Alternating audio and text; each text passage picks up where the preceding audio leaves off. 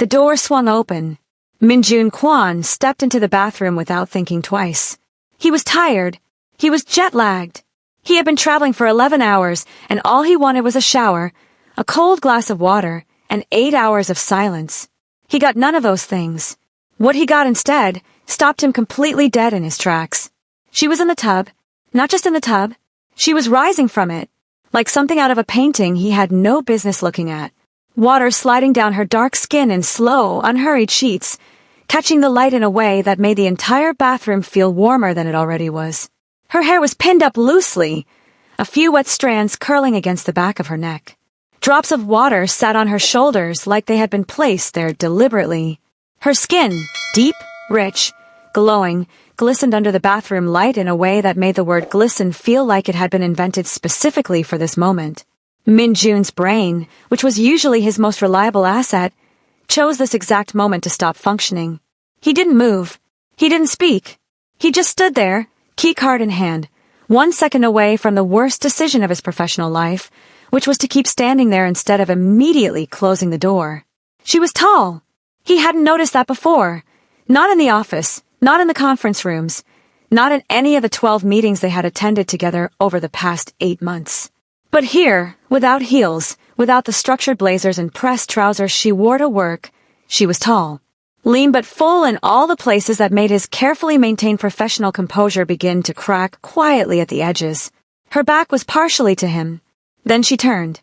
And Minjun Quan, a man who had negotiated billion-1 contracts without blinking, a man who had stared down boardrooms full of people twice his age and never once flinched, felt something in his chest do something it had absolutely no right to do. She didn't scream. That was the first thing that surprised him. She didn't shriek, or grab the nearest object, or burst into tears. She turned, saw him, and her entire body went still. Then her eyes, dark, sharp, furious, locked onto his with the kind of precision that made him feel like he was the one who had been caught doing something wrong. Which, technically, he had. He just wasn't ready to admit it. Her hand moved to the towel rack beside the tub. Slow, deliberate.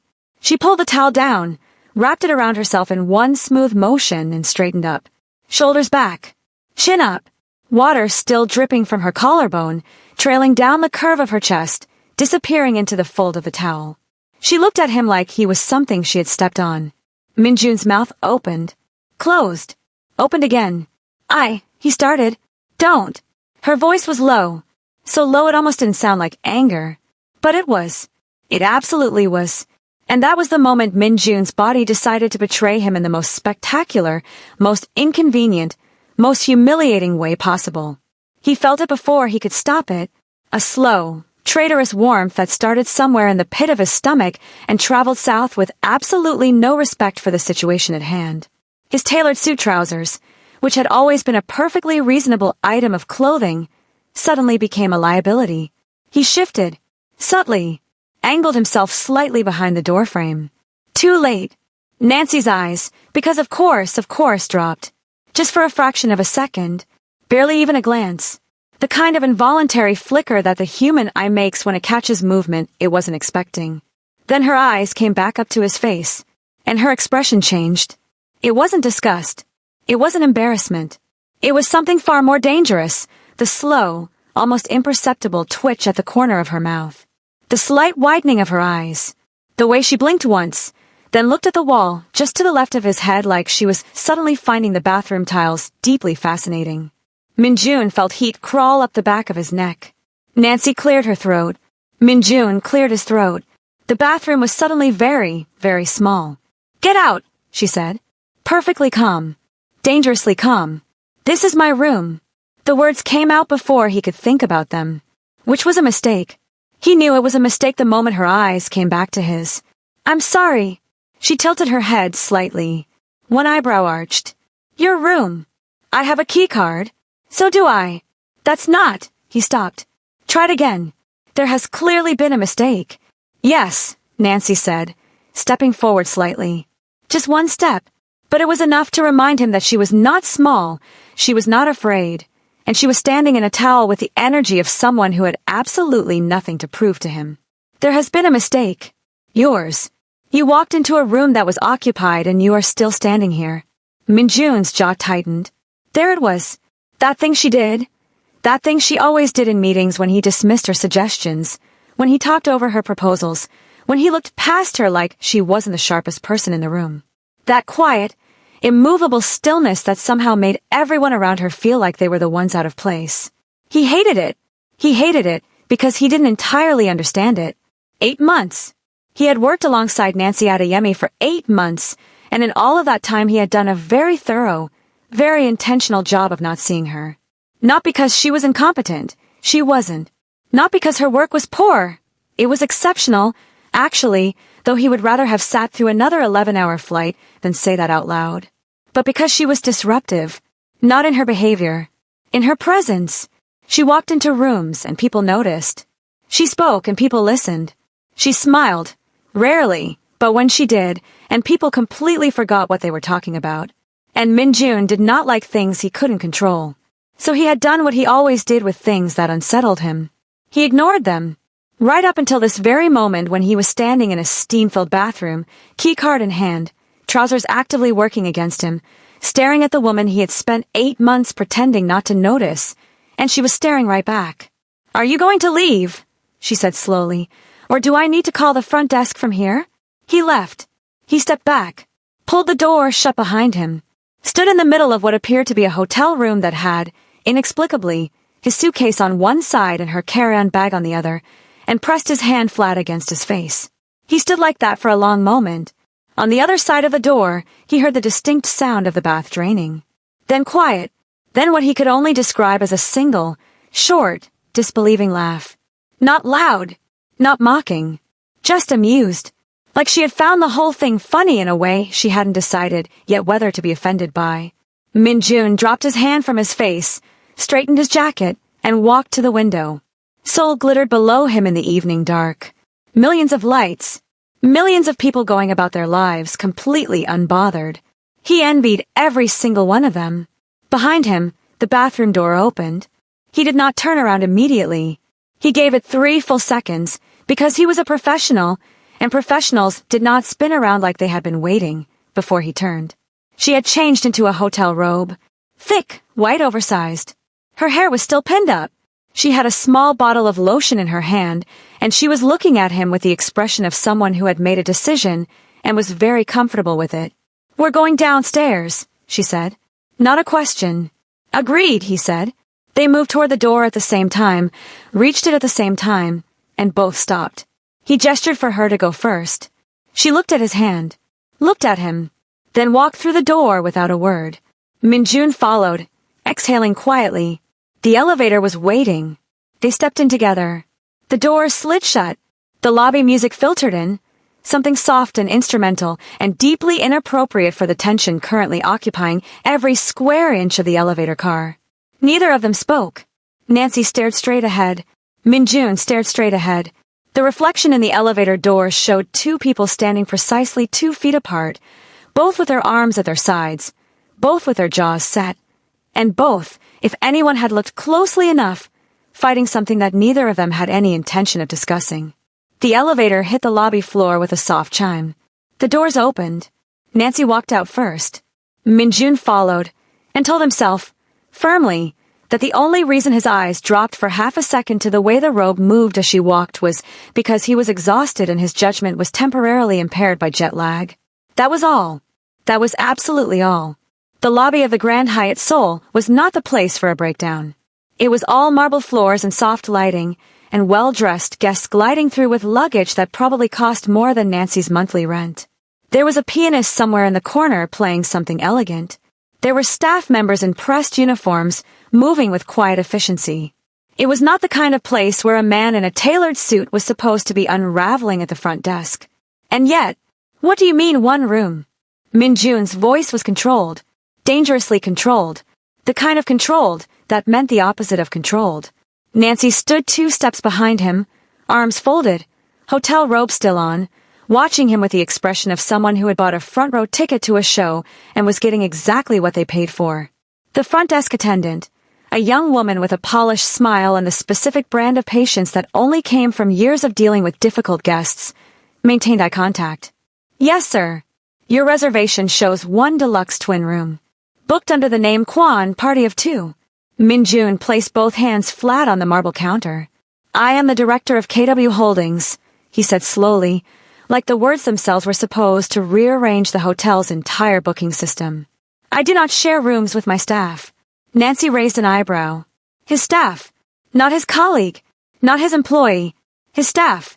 Like she was somewhere between a stapler and a filing cabinet on his list of professional concerns. Sir, I completely understand, the attendant said, not understanding at all, but doing a remarkable job of pretending. Unfortunately, we are at full capacity this evening. There is a tech summit in the city, and every room in the hotel has been occupied since this afternoon. There is nothing available until checkout tomorrow at noon at the earliest. Then I will take the noon checkout room. That room is already reserved for an incoming guest, sir. Then the room after that. The attendant's smile didn't move. Sir, the hotel is fully booked through the rest of the week. Silence. Min-jun straightened, adjusted his jacket, looked at the attendant, looked at the lobby, looked, briefly, reluctantly at Nancy. Nancy looked back at him. Neither of them said anything for one long, loaded second. Then Min-jun turned back to the counter. Get me your manager. The manager came. Offer the same information with more authority and a slightly more expensive business card. Min-jun stood through all of it with his hands clasped behind his back, jaw tight, neck stiff, the absolute picture of a man being forced to accept something he had no power to change and finding the experience physically painful. Nancy watched the whole performance with one hand pressed lightly over her mouth. Not because she was sad about it.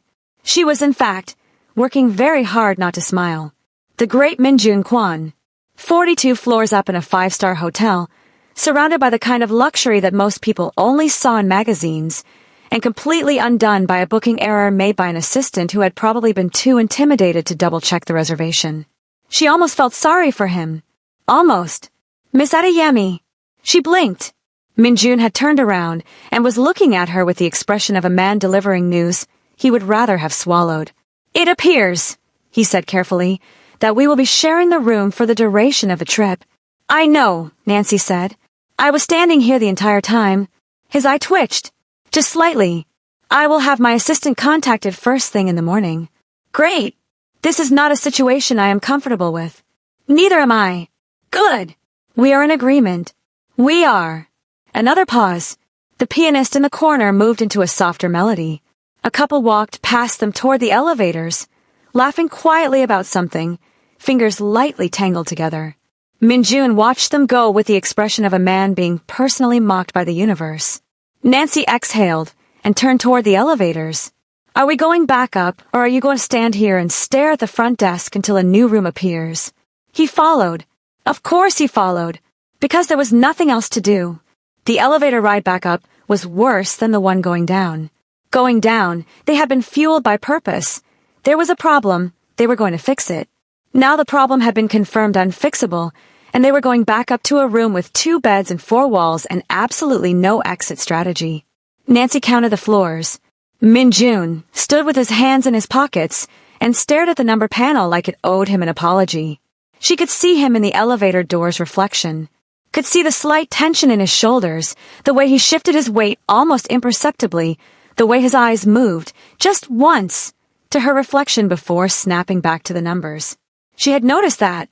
She had been noticing things she wasn't supposed to be noticing ever since he walked through that bathroom door. Not the embarrassment, not the anger, though she had plenty of that stored up and ready to deploy at a moment's notice. But the other thing, the thing she had clocked in the split second before she reached for her towel. The way he had gone completely still. The way his eyes had moved, not leeringly, not with the kind of deliberate entitlement she had braced herself for, but with something closer to stunned. Like the sight of her had knocked something loose in him that he hadn't been expecting. And then, she allowed herself one small, private, internal laugh, the other thing she had noticed. She hadn't been looking for it. It had simply been there. Impossible to miss, honestly, given that the man was wearing tailored trousers with very little left to the imagination in that particular department. She had looked away immediately, naturally, like a professional. But the image had been burned into her mind with a kind of clarity that only deeply inconvenient things possessed.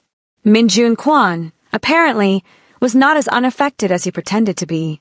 And she was going to put this thought down and walk away from it right now. Absolutely none of her business. The elevator chimed. Floor 42. They walked down the corridor in silence. He had the key card. He opened the door. She walked in first. The room looked exactly the same as when they had left it. Her carry-on by the window. His suitcase near the wardrobe. 2 beds, neatly made, side by side, separated by a narrow nightstand, sitting in the middle of the room with all the significance of a verdict. Nancy looked at them. Minjun looked at them. I'll take the one by the window, she said. He said nothing, which she took as agreement. She moved to her side of the room and sat on the edge of her bed, reaching for her phone. Minjun moved to his side, shrugged off his jacket, and draped it over the chair at the desk. He sat down, opened his laptop, and stared at the screen with the focused intensity of a man trying to work and also trying very hard not to be aware of the woman sitting 8 feet away from him. Nancy scrolled through her emails. Read nothing. Absorb nothing. She was aware of him the way you were aware of a storm outside a window, not quite inside the room with you, but impossible to ignore. The sound of his fingers moving across the keyboard, the quiet exhale when he found something in his inbox that irritated him. The way he rolled one shoulder back like he was trying to work out a knot. She had never noticed any of this before. She had never been 8 feet away from him before. She put her phone down and looked at the ceiling. This was fine. This was completely fine. It was 4 more nights. She was a grown woman who had navigated worse situations than sharing a hotel room with a difficult man. She would sleep. She would work. She would attend the summit meetings. She would be entirely professional. And at the end of the week, she would get on a plane and return to a life where she and Minjun Kwon occupied the same building but not the same space. Easy. Straightforward. Fine. There is a divider screen in the wardrobe. She turned her head. Minjun was still looking at his laptop. His voice was completely even, like he was reporting weather data. Nancy sat up slightly. What? A folding privacy screen. Hotels often provide them. He paused. For situations like this. She stared at the side of his face. You found that in the last 30 seconds. I checked the room inventory when we first arrived. He finally looked at her. Brief. Neutral. I like to know what is available. Nancy held his gaze for a moment. Then she looked away, pressing her lips together. Set it up then. He stood, opened the wardrobe, pulled out a folding wooden screen, 3 panels, Japanese style, painted with a minimal landscape, and set it up precisely down the center of the room with the same focused energy he probably brought to quarterly reports. It divided the room neatly in 2. Nancy looked at her half, looked at the screen, looked at the narrow gap at the bottom where the carpet was visible and through which she could see the shadow of his feet as he walked back to his desk. The pianist in the lobby, 42 floors below, was probably still playing something elegant. Nancy lay back against her pillow. The room was quiet. The city glittered outside the window. The screen stood between them like a very polite, very temporary solution to a problem that had nothing to do with furniture. She closed her eyes. 8 feet away, on the other side of a folding screen, she heard him exhale, slow and quiet, like a man trying to release something he had been holding on to without meaning to. Nancy stared at the ceiling. For more nights, she was going to need more than a screen. The first morning was an education in geometry. Specifically, how 2 people who wanted absolutely nothing to do with each other could occupy the same 400 square feet without making physical contact. The answer, Nancy discovered at 6:47 in the morning, was that they could not. She heard him before she saw him. The alarm on his phone, something sharp and no-nonsense, exactly the kind of alarm a man like Minjun Kwon would choose, went off at 6:30. She had already been awake for 20 minutes, lying on her side, watching the Seoul skyline turn from gray to pale gold outside the window. She heard him silence the alarm immediately, heard the rustle of sheets, heard him sit up. She closed her eyes and pretended to be asleep. She didn't know why. It wasn't like she owed him a performance. But something about lying still felt safer than acknowledging the strange, charged quiet of waking up in the same room as a man she was not supposed to find interesting. She heard him stand, heard him move toward the bathroom. She opened her eyes. The privacy screen cast a long shadow across the carpet in the early light. Through the thin gap at the bottom she could see his feet, bare, which was somehow an unexpectedly human detail for a man who seemed to have been assembled in a boardroom, moving across the floor. The bathroom door clicked shut. Water began to run. Nancy sat up. She had approximately 12 minutes before she had to compete for the bathroom, and she was going to use every single one of them to compose herself into a version of Nancy Adeyemi that was completely unbothered, entirely professional, and not at all thinking about the fact that very attractive. She was acknowledging that exactly once, privately, and then letting it go. Very difficult man was currently in a shower 8 feet away from her. She got up, padded to the window, looked out at the city. Seoul was beautiful in the morning, wide and sprawling and alive, towers catching the early light, the Han River glinting silver in the distance. Under different circumstances, different company, she might have actually enjoyed this trip. The bathroom door opened. Nancy turned around. Minjun stepped out in a cloud of steam, wearing a white hotel towel around his waist and absolutely nothing else. He stopped when he saw her standing at the window. She stopped when she saw him standing at the bathroom door. The room held its breath. He was, and she was recording this observation purely for informational purposes, built in a way that his suits had been concealing with great success. Not bulky, lean, but defined in the way that suggested a gym habit that was less about vanity and more about needing somewhere to put the tension he clearly carried everywhere. A clean line from shoulder to waist. A jaw sharp enough to cut the morning air. Nancy held eye contact. Minjun held eye contact. "You're awake," he said. "Observant," she replied. He moved toward the wardrobe. She moved toward the bathroom. The room was a generous size by any reasonable standard, and yet somehow the corridor of space between the wardrobe and the window felt approximately the width of a business card as they passed each other. His arm. Her shoulder.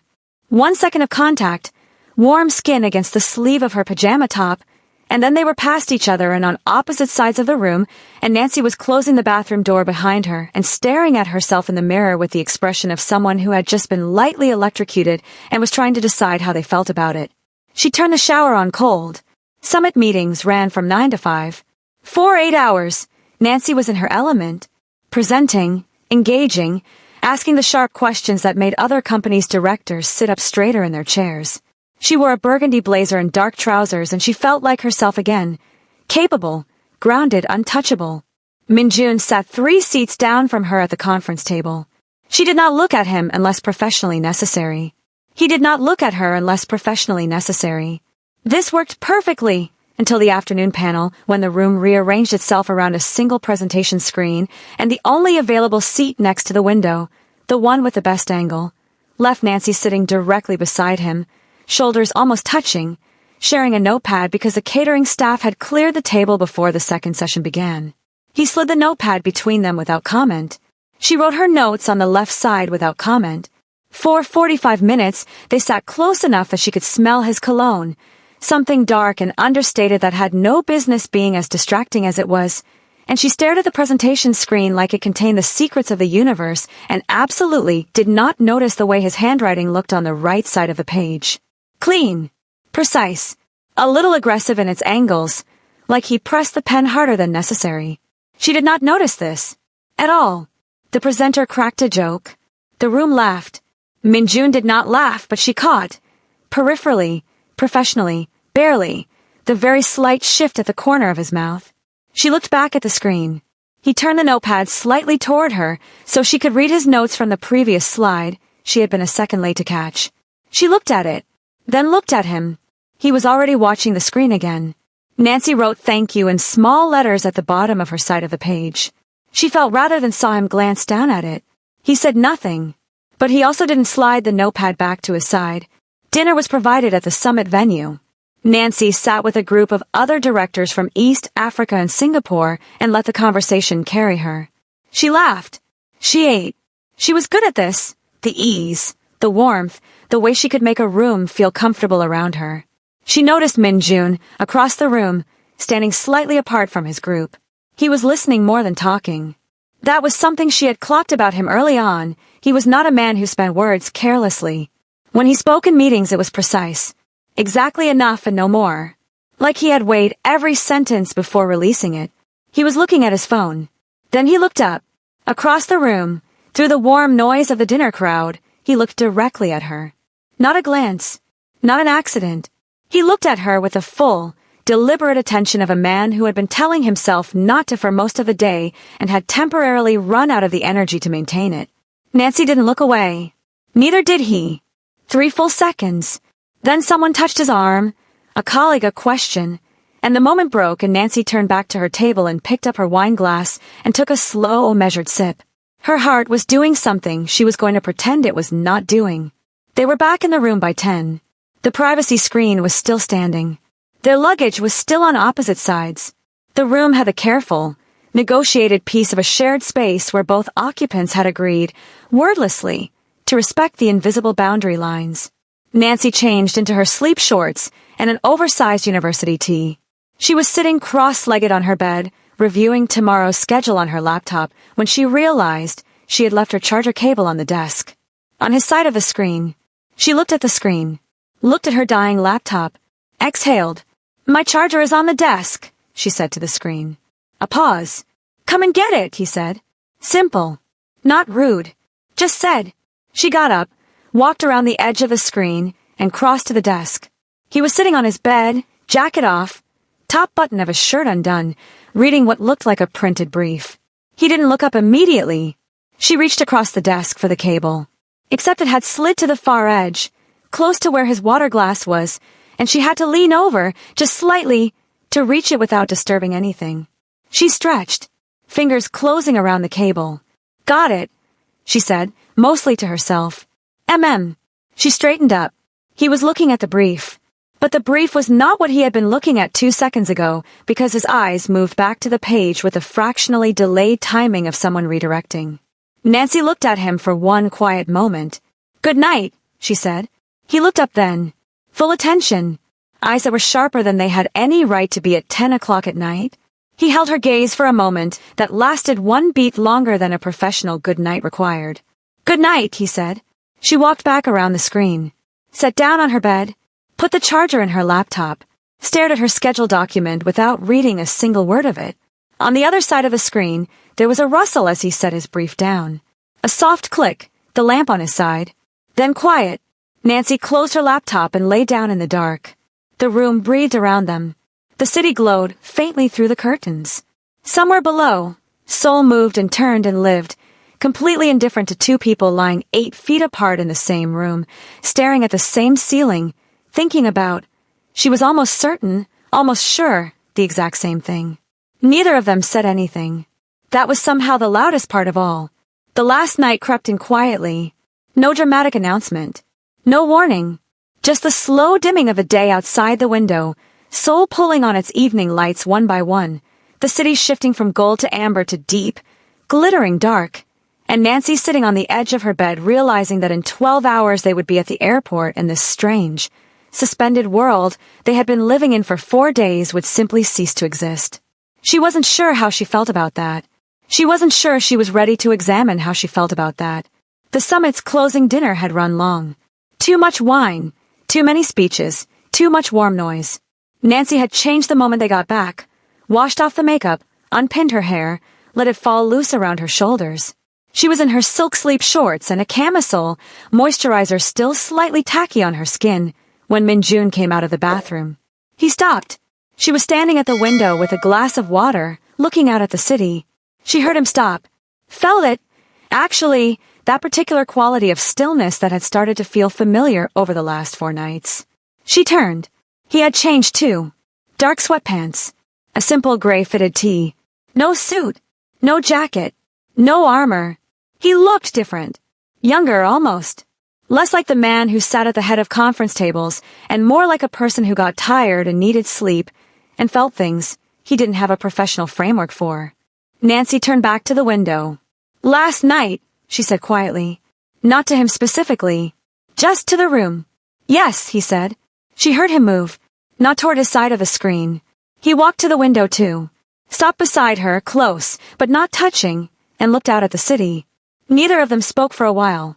Below, Seoul pulsed and shimmered. Thousands of lives stacked on top of each other. Thousands of stories happening all at once. Up here on the 42nd floor it all looked quiet, contained, like a world behind glass. "Do you like this city?" she asked. A pause. Like the question had caught him off guard by being so ordinary. Yes, he said. It asks nothing of you. It just moves. Nancy looked at him sideways. That's a strange thing to like about a city. I find it restful. She considered that. I think I understand. Another silence. But it was different from the silences of the first night.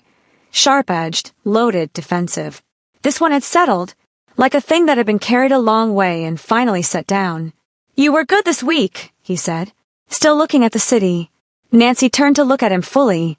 Excuse me. At the summit. He said it the same way he said everything. Measured, like the words had been selected from a short list. The afternoon panel on Thursday. Your response to the Taejun group's proposal. It was sharp. She stared at him. He finally looked at her. Something in his expression that she had never seen in 8 months of working with him. Not discomfort, not neutrality, but something closer to effort. Like this was costing him something, and he had decided to pay it anyway. You should have led the Meridian presentation, he said. Last quarter. I gave it to Park. That was the wrong call. The room was very quiet. Nancy looked at him for a long moment. All the things she had wanted to say for 8 months gathered at the back of her throat. The frustration, the exhaustion of being overlooked, the quiet indignity of being brilliant in a room where someone had already decided not to see it. She had rehearsed some version of this confrontation 100 times. Now that it was here, she found she didn't want to fight. She was too tired. Something else that she wasn't naming yet. Why didn't you? She asked. Simply. No edge. He was quiet for a moment. Because you made me uncomfortable. She blinked. My work made you uncomfortable? No. He turned to face her more fully. The city light fell across one side of his face, amber and soft. Nothing like the harsh conference room lighting that had always framed him before. You did. The way you... He stopped. Tried again, which was already unprecedented for a man who always knew exactly what he meant to say. You don't shrink. Most people shrink a little. For me, for the room, for the situation. You never did. Not once. Nancy looked at him. And that bothered you, she said slowly. It unsettled me, he corrected, as if there were a meaningful difference. I handled it badly. She exhaled, long and slow. Looked back at the city. Yes, you did. I know. The admission sat between them, plain and without decoration. No qualification. No redirect. Just I know. Nancy pressed her lips together. Felt something in her chest shift, just slightly. The way a lock sounds when the right key finally turns. She didn't forgive him. Not entirely. That wasn't something that happened in a single conversation in a dimly lit hotel room. But she let the anger sit back, just a little. Made room for something else. My mother used to say, she said quietly, that the most threatened people in any room are the ones pretending they're not in a room. Minjun was quiet for a moment. Then, soft, almost reluctant, he laughed. Just a breath of it. The sound was so unexpected that Nancy turned to look at him like she was confirming it had actually happened. He was looking at her with something entirely new on his face. She felt the warmth of it before she understood it. They stayed at the window for a long time. Talking, which was new. Not about work, or not only about work. He told her about growing up in Busan. She told him about Lagos. He was dry and precise even in storytelling, which shouldn't have been charming and was anyway. She was direct and warm and occasionally devastating with her observations, and she watched him receive each one with the focused attention of a man discovering he had been missing something for a very long time. The water glasses emptied. She refilled them. When she handed his back, their fingers overlapped on the glass for a moment, warm, ordinary contact, the kind that meant nothing. Except neither of them let go immediately. Just a second. 2. The glass between their hands like a reason. Then she released it and sat down on the edge of her bed, and he sat on the edge of his, and the conversation continued, quieter now, lower, like the whole room had leaned in. She didn't know what time it was when it happened. He had stood to refill his water from the bottle on the desk. On his way back he sat, not on his bed, on hers, on the far edge, which was a reasonable distance, but still, on hers. Like the invisible geography they had been so careful about all week had simply stopped matching. She let it. They were mid-conversation about something. She would not be able to recall exactly what, later, when the bottle of water slipped. Not dramatically. Just tipped from his hand at the edge of the bed, water spilling across the nightstand, across the sheet, across the front of her camisole in a cold rush. She gasped. Stood. He stood. I'm sorry. He reached for the towel on the nightstand. The same towel she had used to dry her hands before bed. It's fine. She took it from him and pressed it against her camisole, and then stopped because the water had soaked through and the camisole was silk, and now it was doing the thing that wet silk did, which was essentially stopping being an article of clothing. She held the towel flat against herself. Minjun was very carefully looking at her face. But he was close, standing right in front of her in the dim lamplight, the city glowing soft through the curtains behind him. Close enough that she could see the slight unevenness in his breath, could see the exact moment his careful neutrality began to come apart at the seams. The towel slipped, just an inch, maybe two. Not dramatic, not theatrical, just the terry cloth sliding from her grip because her hand had gone slightly unsteady for a reason she was not going to examine. His hand caught it, right at the edge, his fingers closing over the towel and over hers beneath it, his hand warm and firm and completely still. The room was extraordinarily quiet. She looked up at him. He was already looking at her, had been looking at her, she realized, with an expression that had nothing left in it of professional distance or careful neutrality or any of the layers he had spent 4 days keeping intact. What was left was simpler than all of that, and more frightening. Nancy, he said. Her name, just her name, in a voice she had never heard him use. Low and stripped of everything except what it actually meant. She should have said something practical, something that rebuilt the boundary, something sensible. Instead she said, I know. Because she did. She had known since the elevator on the first night, since the notepad in the conference room, since the good night 3 days ago that had lasted one beat too long. She had known, and she had been very busy not knowing. His free hand moved, slowly, giving her every opportunity to step back. It came to rest at the side of her face, barely touching, just the warmth of his palm near her jaw, like a question. She answered it by not moving away. He leaned in, and the last night of the trip, the dimly lit room, the 42nd floor above a city that asked nothing of anyone, all of it felt quiet around them as something that had been building for 4 days, 8 months, and one very badly timed bathroom door finally gave way. Later, much later, the city was still glowing outside the window. Nancy lay still, looking at the ceiling, listening to his breathing beside her even out into something slow and deep. His hand was loosely around hers on the space between them. Not tight, not possessive, just there, like it had decided this was where it belonged and was content to stay. She looked at the side of his face, eyes closed, jaw loose, all the edges gone. She thought about 8 months of silence, about a year of being unseen, about the bathroom door and the elevator and the notepad and the folding screen standing on the other side of the room, completely unnecessary now, a little absurd in hindsight. She looked back at the ceiling. His thumb moved, just once, a small, unconscious arc across the back of her hand. Like even in sleep some part of him was still paying attention. Nancy closed her eyes. Tomorrow there was an airport, a flight, a city waiting on the other side with all of its ordinary structures and established distances and professional arrangements. But that was tomorrow. Tonight, she let herself have this. She woke up first. That didn't surprise her.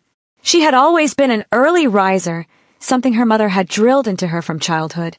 The morning belongs to whoever claims it first. Nancy. She had claimed it every day of her adult life without thinking twice. This morning, she lay still for a long moment before opening her eyes. Because she knew, before she was fully conscious, that something had changed. The weight of it was the first thing she felt, not heavy, not suffocating. Something closer to the feeling of a room after rain. Cleaner, different in a way that was quiet and irreversible. She opened her eyes. The city was pale gold outside the window. Early light, the kind that was soft enough to be kind to everything it touched. Minjun was asleep on his back beside her, one arm resting above his head, the other still loosely connected to her hand. His chest rose and fell slowly. His face in sleep was the most unguarded she had ever seen it, which, given that she had seen him across conference tables and in steam-filled bathrooms and in the honest dark of 4 o'clock conversations, was saying something. Nancy looked at him for a moment. Then she quietly, carefully, extracted her hand from his. She needed coffee before she made any decisions about her life. The hotel had a small in-room coffee machine on the desk. She found it, filled it, pressed the button, and stood in the kitchen alcove in the early light while it worked. She had pulled on his gray t-shirt from the night before. Her camisole was a casualty of the water incident, and she was not thinking about the water incident while she was trying to make coffee, and her silk shorts, and she stood with her arms wrapped loosely around herself, watching the city wake up outside the glass.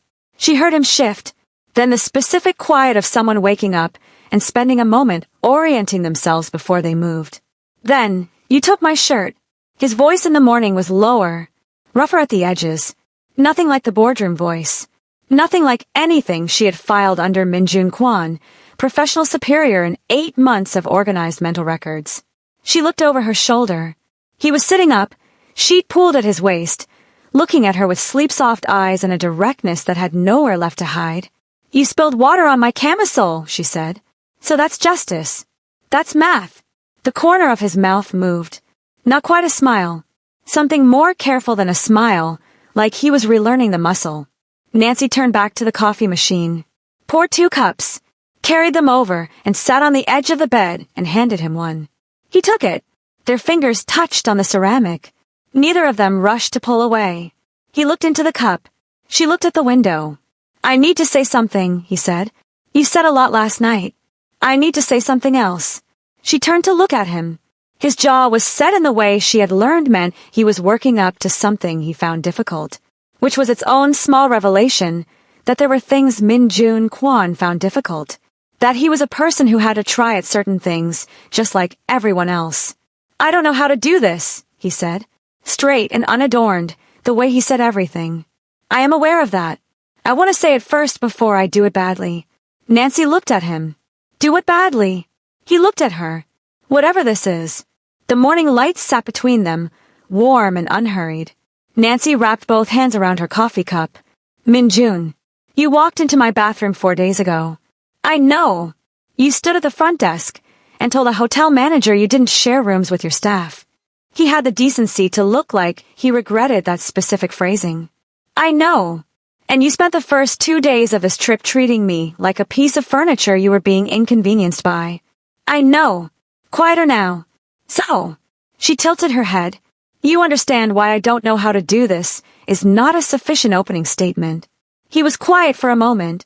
She watched him think, watched the careful assembly of words behind his eyes. Then he set his coffee cup down on the nightstand, turned to face her fully and said, "You are the most capable person I have worked with in 15 years of this industry.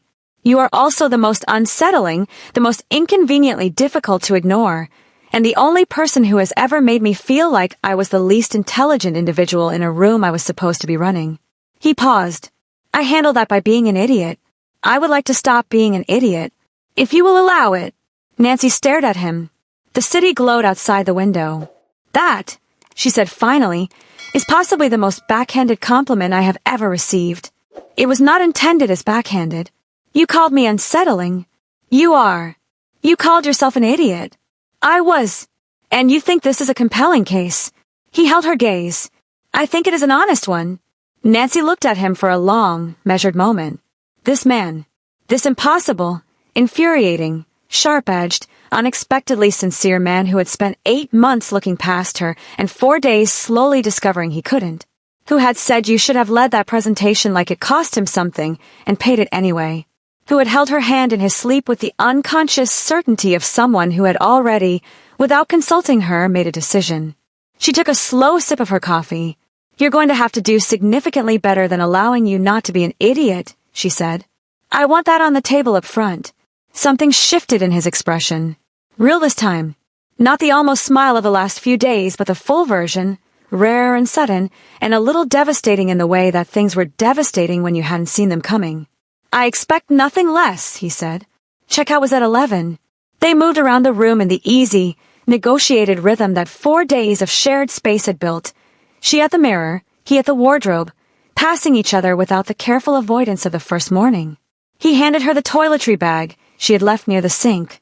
She folded the privacy screen back into thirds and returned it to the wardrobe and heard him make a small sound behind her that might have been a laugh. "What?" she said. "Nothing." He was packing, not looking at her. "I was thinking about the screen." "What about it?" It didn't work. No, she agreed. It really didn't. She zipped her carry-on, rolled it to the door, looked around the room one last time. The window, the beds, the nightstand where a water glass and a slightly worse-for-wear towel had conspired to change the entire trajectory of an argument she had been having with herself for 8 months. Minjun came to stand beside her with a suitcase. They looked at the room together. Terrible room, he said. Best room I've ever had, she said. He looked at her sideways. She looked at him sideways. The moment sat there between them, simple and private and entirely theirs. The airport was loud and busy and aggressively ordinary. They checked in, cleared security, found the gate. Nancy bought an overpriced bottle of water and a magazine she had no intention of reading and settled into the gate seating with 40 minutes to spare. Minjun sat next to her, not across from her, not 1 seat away, next to her, close enough that their shoulders were nearly touching and he was not making any effort to create distance. She opened her magazine. He opened his phone, looked at it, put it away, looked at the departures board, looked at the gate, looked at her. Nancy! She turned the page. Minjun, are you going to make this difficult? I'm reading. You're holding the magazine upside down. She looked down. She was, in fact, holding the magazine upside down. She had picked it up from the newsstand and not once looked at it properly, and she had been holding it upside down for the better part of 10 minutes. She closed it, set it on her lap, looked at him. He looked back, and then, carefully, with the deliberate intention of a man who had decided something and was committing to it, he reached over and took her hand. Just like that. No preamble. No negotiation. Palm against palm. Fingers settling between hers like they had been doing it for years and were simply resuming after a brief interruption. He faced forward, eyes on the departures board. Nancy faced forward, eyes on the departures board. Her heart was doing something completely unreasonable. This is not going to be simple, she said to the gate area. I know, he said. We work together. I know. You have a reputation for being difficult. Yes, I am aware. She looked at him. He turned to meet her eyes. Up close, no conference room, no hotel lobby, no dim lamplight softening anything. He was exactly as she had been trying not to see him all week. Focused and direct, and looking at her like she was something he had stopped pretending not to want. I'm not easy either, she said. I know that too. A pause. I'm counting on it. Nancy looked at him for a long moment. Then she turned back to the departures board, settled into her seat, and let his hand stay where it was. You still owe me an apology, she said. A real one. Not a compliment dressed as a confession. Noted. And you're buying me dinner when we land. Also noted. Somewhere good. Not the place by the office that you always pick because the menu is short. He looked at her. You know about that. Everyone knows about that. He exhaled. Something between exasperation and amusement, and something newer than both. Fine. Fine, she echoed. The gate agent's voice came over the speaker. Flight announcement. Boarding in 15 minutes. Around them, passengers began gathering bags and shuffling toward the queue. Minjun squeezed her hand once, brief, sure, unhesitating. Nancy didn't look at him, but she squeezed back. They sat like that until the boarding call came. 2 people at the beginning of something that had started, improbably, with a wrong key card and a bathroom door and a folding privacy screen that had never stood a chance. When they finally stood to board, he reached for her carry-on without asking, lifted it like it was the most natural thing, fell into step beside her, close enough that their arms brushed with every step. She let him. It was, she thought, a reasonable start.